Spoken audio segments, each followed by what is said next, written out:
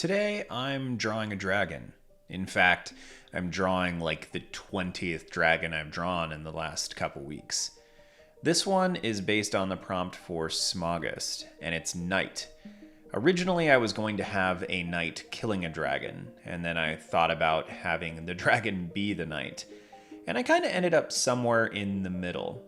In this drawing, we've got a dragon who's chained up, maybe in a dungeon of some kind, and there's some kind of executioner or knight in the foreground. I kind of came at it from the idea that maybe this dragon is the guy's partner, that they work together in whatever kind of dangerous acts they go out and commit. But it's just one more dragon. I've done a lot of these lately, and frankly, I haven't gotten tired of them. I don't generally get tired of drawing things like dragons and robots. In the same way that I don't get tired of world building, I don't get tired of the same old crappy punk rock music I grew up listening to. There are certain things that just always have a place in my life, and I'm really grateful for that. And that's actually what I want to spend some time talking about today for this sketchbook session. So I hope you'll grab a sketchbook and kind of sit alongside me and draw, and let me know below whatever you are working on today. I'm obviously working on dragons. But I want to talk about gratitude. And I'm not 100% sure why.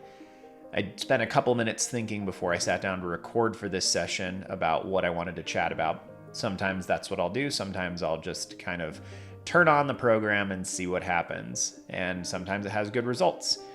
But today, as I was thinking about it, I was thinking about how much of a luxurious thing drawing is. It's this beautiful thing that we get to dedicate time to. If you have time to draw, it means that you're in a position where you actually have a little bit of leisure time and you can focus on these kinds of things.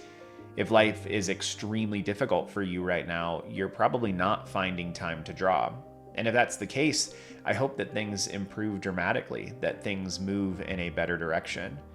But for most of us, when we sit down to draw, even if you, like me, have to create things or you slowly go crazy, it's still a luxury. It's a beautiful thing that we get to dedicate time to. And I think it's important to be grateful for that. Grateful for the fact that I get to draw dragons, that I don't have to draw still lifes and do paintings of, portraits and things like that only. I get to do those things too. But especially when I was teaching classes in the early years, my students would sometimes get agitated because I was having them do all these foundational basic things and they were bored by them. As I grew as a teacher, I realized there were certainly ways to integrate those so the students can be working on the things that they find entertaining and full of joy, but also are going to hone their skills. Amateur teacher mistake.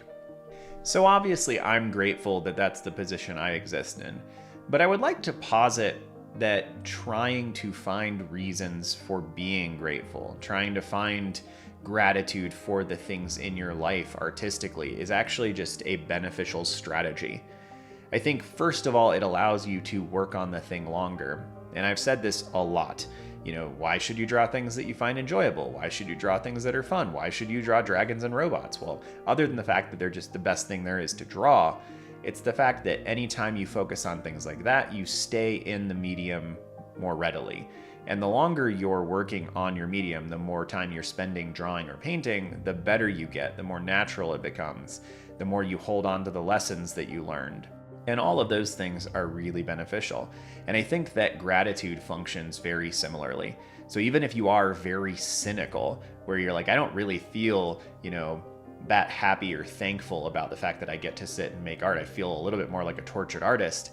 Like, trick yourself into being grateful, because it will actually just make your art better.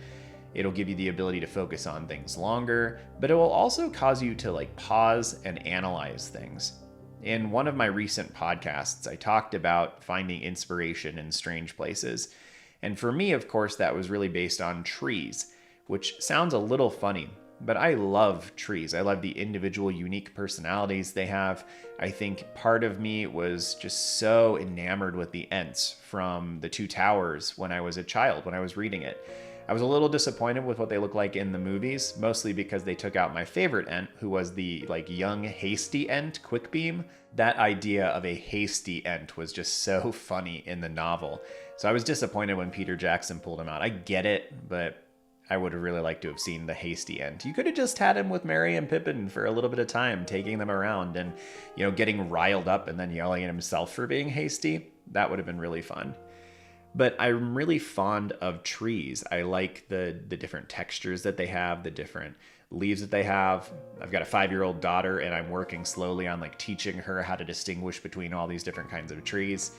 But finding inspiration in little places like that can only happen if you're really expressing some level of gratitude about that reality. If you are so focused on the things that are going wrong in your life or the worries or anxieties, you are losing out on the ability to be appreciative and grateful for all these other things. This is not to say that, you know, your anxiety or your stress is your own fault. But unfortunately, those two elements can often put gratitude out of your mind. And gratitude is not necessarily a solution or a cure for either of those things. But as it is within your control, as much as it is within your control, choosing to be thankful, choosing to have and express gratitude for things makes your life better, and it makes your art better too. By the time I was getting to this drawing, like I don't remember which prompt it was. I can actually pull it up real quick. Okay, so this prompt was 26th. I'll go ahead and edit out the clicks and whatnot. By the time I got to this one, I have to admit, like I was a little tired. I had started spending much more time on these drawings than I anticipated, which is always how it goes. And so by 26, I skipped one. So I'd done 24 prior to this, and probably put an average of 2 hours into each one. So it's already 48 hours of drawing on these kinds of prompts. So I was a little bit tired, mostly just because that's a lot of art for me to cram in a month. And it's not all the art I'm doing. I'm doing other things too, and I'm still going and sitting in the gallery and all that. And so I was just a little bit tired. And I tried to find ways to make this entertaining to me. You know, part of what I did to make my life easier was I drew the thing from straight on, which is much, much easier. But then immediately I was like, why are you slacking off, Zach? So I started doing funnier things with the legs, kind of like my mom's English bulldog, who is just such an ugly, cute dog. But she sits like this in an awkward, almost baby way with her legs splayed out in the back. So I decided to take on some, more interesting aspects in this drawing to input them, to kind of fight my tiredness. I put the character in, which I've not done a lot of characters in this set, but it's something that, gives a little bit more context and imagination to the image, which is good. If you're the viewer and you're looking at this, you have the ability to construct a story, because it's not just here's a dragon, like in an anatomical or biological text. No, here's a character next to this dragon. This dragon was chained up, but now it's free. The wings are tattered a little bit. Can it still fly? Why are there giant blocks of stone behind it? Where is he? What's in that bucket? These kinds of things were things that I started throwing in, things that I was happy to engage in because they were different from some of the other drawings.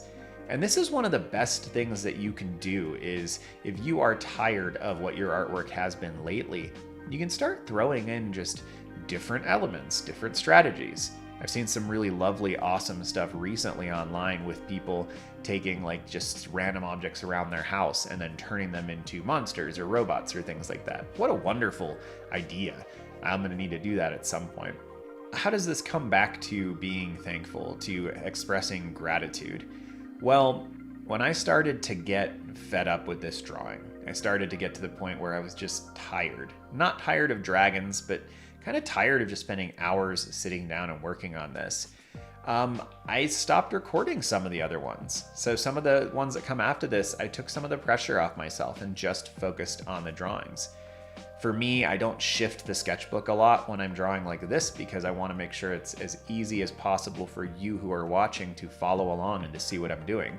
In my normal drawing though, I move my sketchbook a lot so that all of my long lines are drawn toward me. So all of the lines that you see in the background on this, all of those I would normally draw toward myself, but in this setting I'm going to have to draw left to right, which is harder for my wrist to do.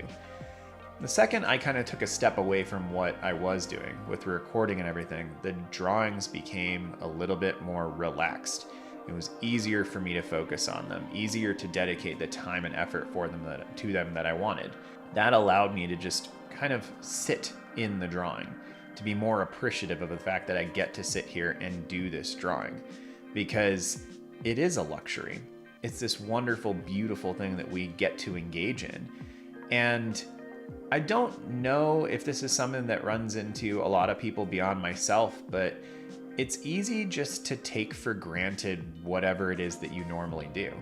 And even if what you normally do is you get to sit around and write, you get to dedicate some time to drawing or to painting, it's easy to allow those things to just become rote. They are what you do, and you stop appreciating them. You stop finding the excitement and the nuance in those things.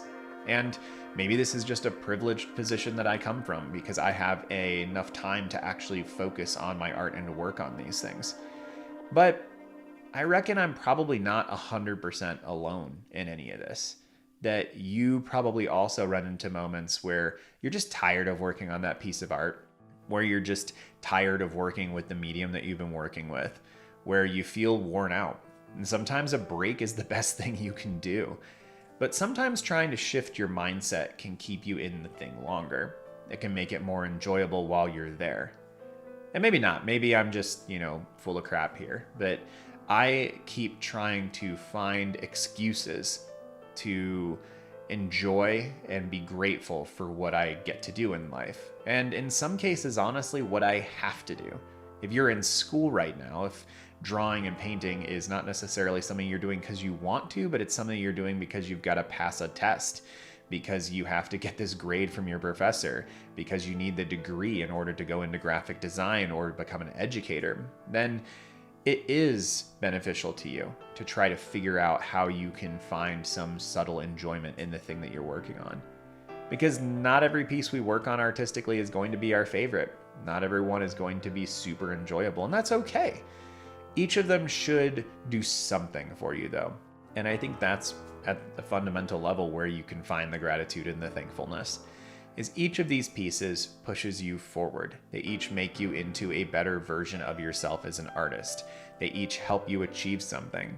Even a drawing that turns out really poorly teaches you something not to do. And that's just as beneficial. Though it doesn't feel like it in the moment, it's just as beneficial as a successful piece. And I say that because I have to remind myself too. I've got a couple of these dragons and a couple of the robots in the 100 Robot series that didn't turn out the way I wanted. And I struggle with that because although I'm not much of a perfectionist, I certainly don't like inefficiency. And I feel like when I spend an hour or two on a piece and it turns out poorly, I'm like, that time wasn't spent well. So it's less about the piece and it's more about the waste of time. So whatever it is that kind of hits you wrong when you have a piece that goes like that, I would encourage you, try to shift your mindset.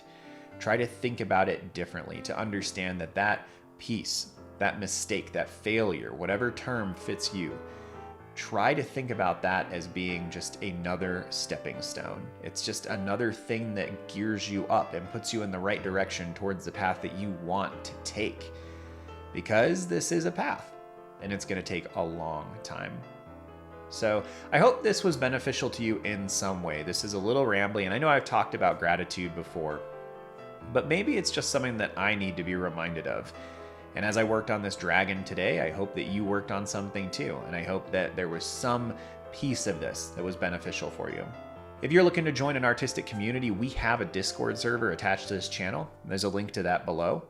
As we're working through Inktober and as we worked through Smogest and some other challenges, there'll be people there that you can kind of communicate with and talk to and hopefully get some feedback on your artwork, or just a community that you can commune with.